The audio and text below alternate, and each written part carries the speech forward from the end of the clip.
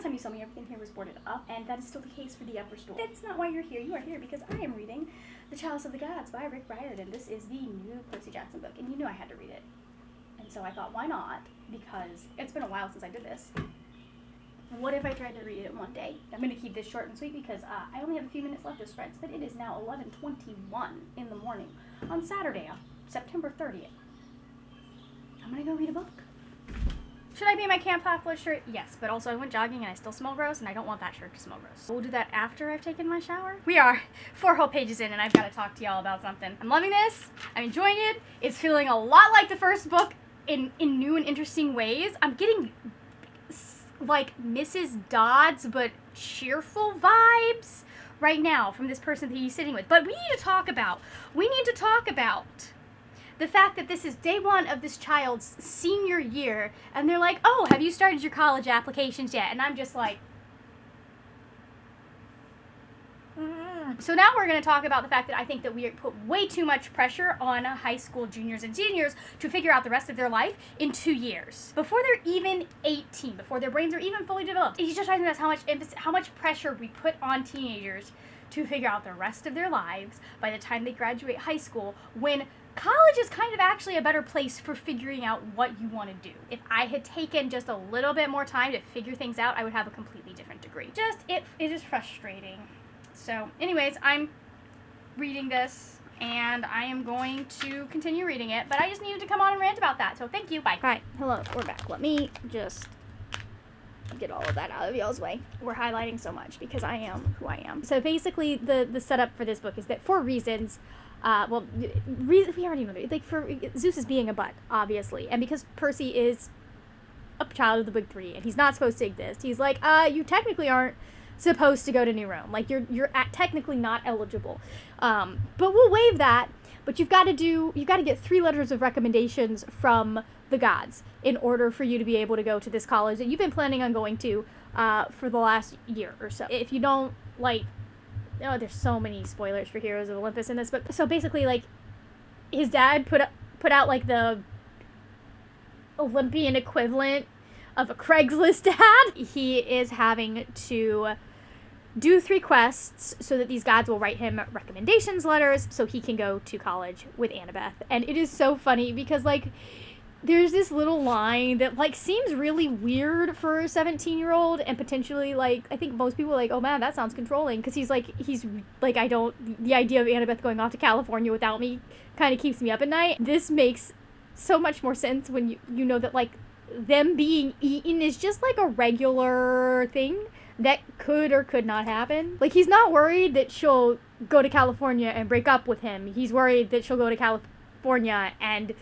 be eaten by a draken. But, like, that's the premise. And then Annabeth and Grover find out about this, and they're like, well, obviously we're going to help you, Percy. And he's like, no, I can do this on my own. It's fine. And they're like, no, you dumbass. We're gonna help you. And so that's, like, the premise of this book, and I am loving it. And the thing that I'm loving, so, like, one of the things that I really appreciated about this is because, like, the first 5 Percy Jackson books, we start in what Percy's normal is, which Percy's normal is, like, ridiculous. Percy's normal is vaporizing his algebra teacher. Percy's normal is trying to retrieve 2 demigods over winter break. We start with what that, like, where he is in the moment, and the interesting thing about this is that because of the events of the Percy Jackson and the Olympians and Heroes of Olympus, because of the events of that, like, his normal in this book is the most, like, he's just starting out with, like, dinner with his family. This is the most normal his normal has ever been. And I'm loving getting to see him enjoy this and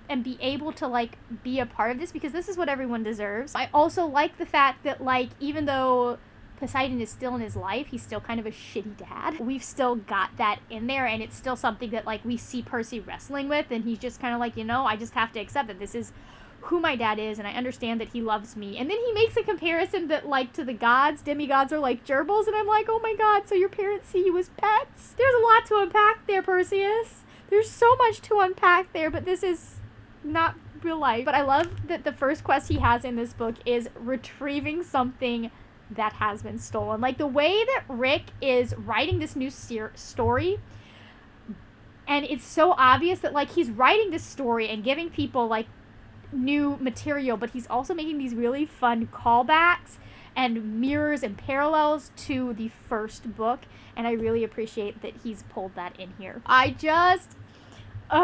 so happy. It's so... Oh, I love these books so much. I need to reread the Percy Jackson series. I really do. I need to reread the entire series. You actually are sitting on top of the Lightning Thief right now so that we have a good angle. But I love everything about this. This is a very good day, a very good book, and I am ready. I am ready to keep reading it. Bookley is saying that I will finish this in... Oh, I think I already started reading it. It's saying I'll finish this in 6 hours, 6 minutes, and 11 seconds, I think is what it was. We'll see. We'll see. I'm going to try and have this finished by the end of the day. Percy just asked, the best question. Ooh, what is going on with the lighting? Percy just asked a very, very astute question, which I believe I have the answer to. He asked, why do the gods keep losing their magic items? And I think Percy needs to go and look at some ADHD research. Listen, we know that ADHD many times is genetic. So maybe demigods don't have ADHD because the demigods, maybe they have ADHD because their the godly parents have ADHD too. I'm just throwing that out there. I need to know what Percy has against boomers singing protest songs because sir, do you just not know what they were protesting at the time? Percy, do you not know? Because we need to have a conversation if you do not know, sir. I bet Annabeth knows. I really hope. Okay, so I just put a highlight in here, and it just says, Annabeth is terrifying. And I really hope, obviously it wouldn't work for the first season, I don't think, because Annabeth isn't quite there yet as a person.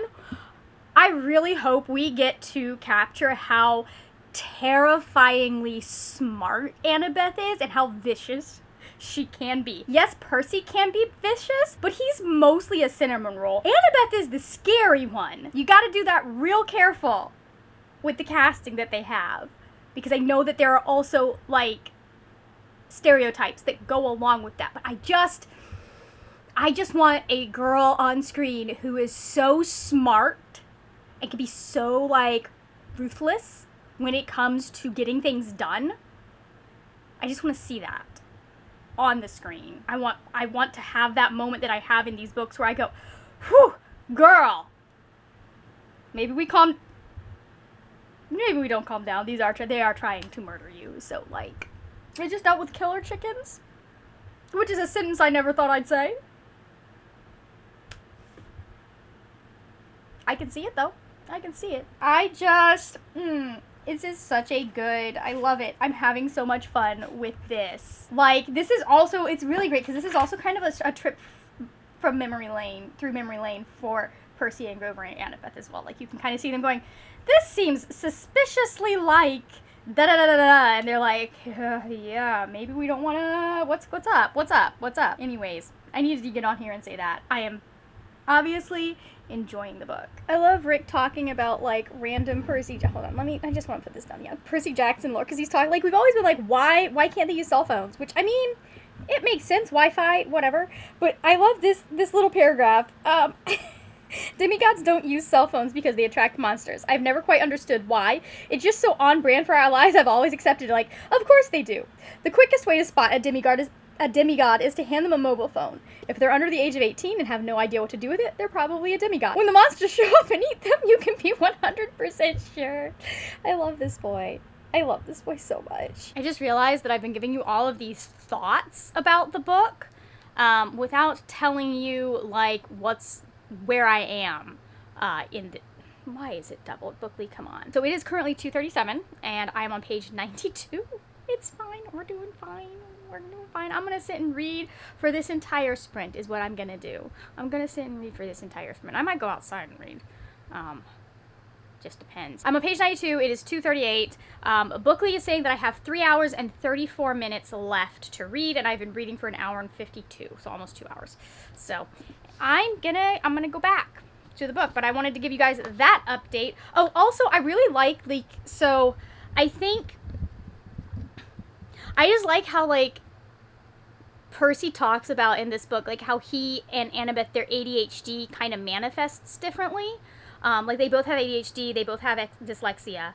But he talks about, like, how she's able to achieve levels of focus that he's not able to achieve. I mean, that's something that is kind of true for girls with ADHD, and that, like, ours is much quieter typically. And there's a part of me that, like, I really wonder if anyone's looked into how much of that is just, like, social conditioning, because I have a feeling that that's probably a lot of it. Kind of the whole thing with, like, girls are always more mature, and it's just because we have more pressure on us, put on us younger, whereas boys are allowed to be kids for longer. So, typically.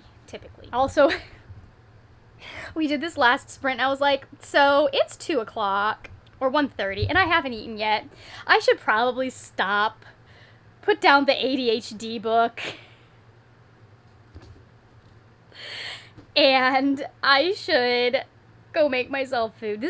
Oh my god, this is the first time, I think this is the first time I've read a Percy Jackson book. Yeah, because when was the last time I read Lightning Thief? I think this is the first time I've read a Percy Jackson book since I realized that I probably have ADHD. Okay, so I just, damn, 4.3 is high, man. I just pulled up my Goodreads on my computer because I haven't logged in on the new phone.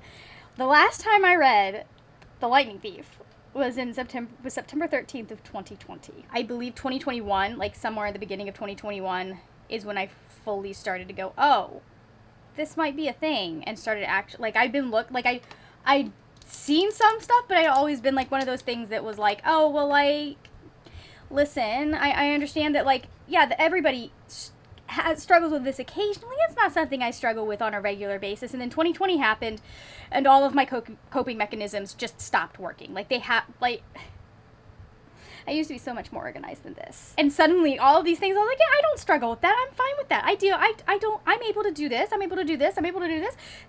That's clearly, they were all coping mechanisms. My brain broke in November of 2020, and it has not been the same since. Anyways, this is really, like, just refreshing to read with everything I've learned in the last 2 years, especially about, like, how my brain works. Okay, listen, it's probably time for another check-in because I'm on page 206 and 268, I think it is. This book, y'all. Where's the light? There's the light.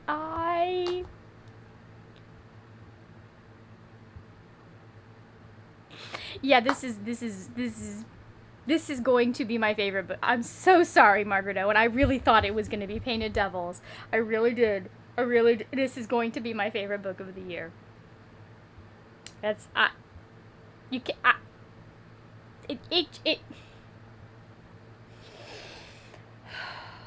love it so much. The first time on my BookTube channel that a Percy Jackson book has gotten to be my favorite book of the year, actually. Because I read all of them for the first time before I even started BookTube. Like, we've gotten to, like, the layers that Rick has put into this conflict and the examination that he is putting on how Zeus and the other gods' behaviors affect mortals, specifically through the story of Ganymede and what happens to Ganymede. It's so brilliant, and Percy is just so endlessly kind and empathetic, and, like,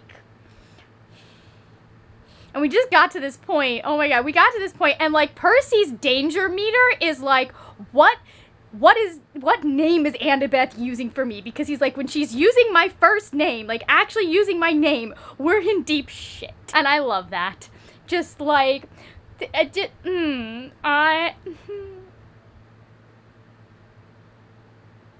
no way it gets better than this. There is no way it gets better than I don't even know how I feel about, like, I don't even know how I feel about this. Oh my god. Trying to get close enough you can't see a lot of my house.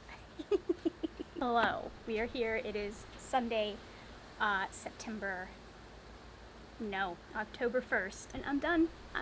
I finished it last night at about 6 p.m. It took me, well, let's see, how many hours did it take me? So it took me 4 hours and 25 minutes to read this book, and I give it 5 stars. Obviously, this is just...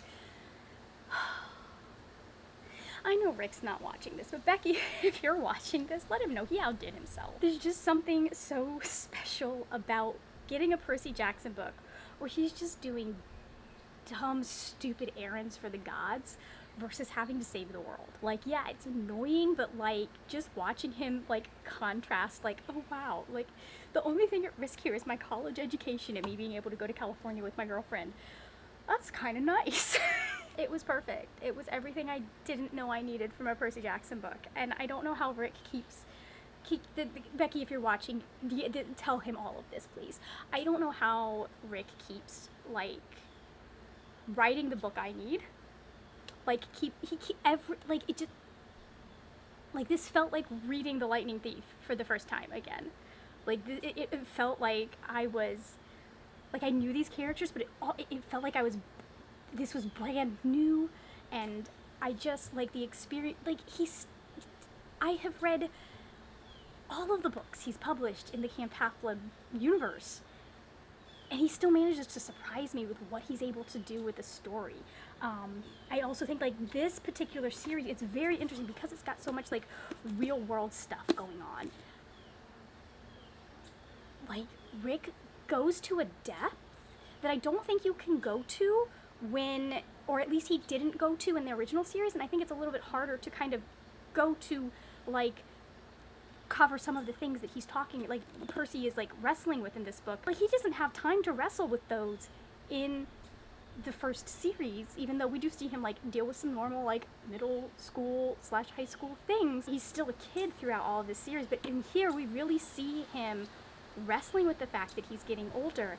And I love how Rick just, like, managed to incorporate that into this story and talk about that and talk about important issues and all that through the lens of just Percy going about his everyday life and just trying to, like, be in school. Also, I love the fact that, like, he absolutely, like, you know, that kind of high school sweethearts trope where, like, you have the guy who's, like, the football star, he's gonna be doing this, that, and the other thing, and the girl who's just like, yeah, I'm gonna be, like, he totally, like, gender swaps that, where it's like Annabeth is the one with all of the dreams and the goals and, like, the plan, and, like, she knows what she's doing, she knows all, and he's just like, I'm just gonna be Mrs. Annabeth, or Mr. Annabeth Chase, that's what I'm gonna do.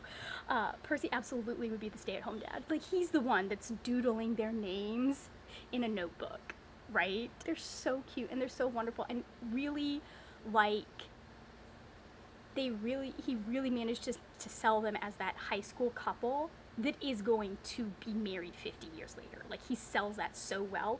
Also, like, there are a couple of places where it's just like, bro, it's sweet that you were still this in love with you. Like, the way that he writes about Annabeth and talks about Annabeth, I was like, I feel like this is actually Rick talking about his wife.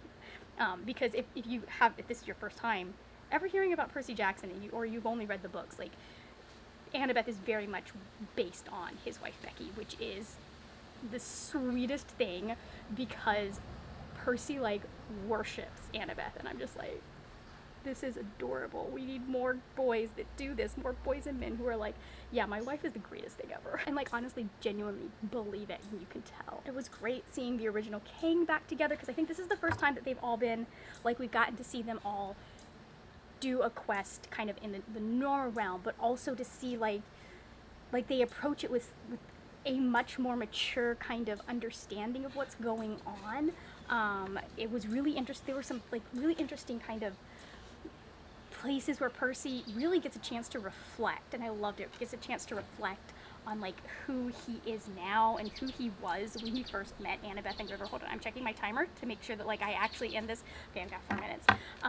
And that was really nice to see him kind of, like, just be like, these are the people who are the most important people in my life, and I know I'm gonna, like, they're gonna be the people that I know for the rest of my life. And it's so good, and it's so sweet, and it's wonderful, and it's fun, and it's a love letter to his fans. It feels like it feels like a love letter to the people who have loved the Percy Jackson, because it's got everything that we loved about the original series, but it also has, like, just this kind of idea that life moves on and life goes on, and I really like that Rick is incorporating that into this, because so often we don't get this experience where we get the person after they've saved the world from ending and watching them try to figure out life and what's going on, which he's done twice, by the way. He saved the world twice from ending, and we don't get to see them figure out what life looks like. We don't get to see what happens with their family afterwards. We don't get to see that all that often. I really like that is kind of the theme of this. It seems like this series is, this is what happens when the apocalypse has been averted and people have to go back to their regular daily life, where the biggest problem that they're dealing with is, how do I get into college because my stupid uncle doesn't want me to get into college because he thinks I shouldn't exist, which I know he is the king of the gods. I would fight Zeus on that. I would, because he's wrong. The world is better for Percy Jackson existing. Our world and the world here. So, anyways, it's been so long since I've had a book that I wanted to read all in one day, and have actually been able to read all in one day, so that just was like so much fun. And I just feel so, like, this did the exact same thing that The Lightning Thief did 13 years ago that made me go, oh man, like, I just want to read everything. Just like go back and reread Percy Jackson. I've already got The Lightning Thief, I'm going to go reread that. I want to reread all of the books that I loved when I was in high school and in college, and just kind of revisit all of that. And I feel so excited for everything right now. And part of that is like what's going on in my life as well. But like, this was the book I needed. And I love it. I love that it's still not old. That we are 11 books, 16 books if you count Trials of Apollo in. And he's still doing new and interesting things with these characters and with the stories they're telling, because they're never telling the same story every time. And I like how he manages to, while he is still staying in this world and staying with characters that we know, he is still managing to tell new stories with them and cover new things and explore new depths of this world and new depths of these characters that we know so well at this point. And just like, I love it. Also, Percy and Annabeth are the cutest in this. Just the most adorable. And I would literally, like, I would follow them forever. Like, I really wish it was more normal for, like, books to start as middle grade and then move to YA and then move to adult, so we could just see the rest of their lives. I would just follow the rest. Like, come on. Anyways, 5 out of 5 stars. I love it. If you want to see more Percy Jackson content, I have some on my channel. You can check it out. I've been talking about Percy Jackson the entire time I've been on BookTube, and I'm so sorry to anyone who doesn't want to see more Percy Jackson content, because you're going to see a lot more of it here with the show coming out. Thank you so much for watching. If you enjoyed this video, please give it a thumbs up. Also, if you do want more Percy Jackson content, there is a little red button down there that you can subscribe, hit the bell, all that good stuff, whatever you want to do. That is it for now, my friends. Happy reading, and I will see you later when we will talk about more wordy, nerdy things. There's the timer. Bye!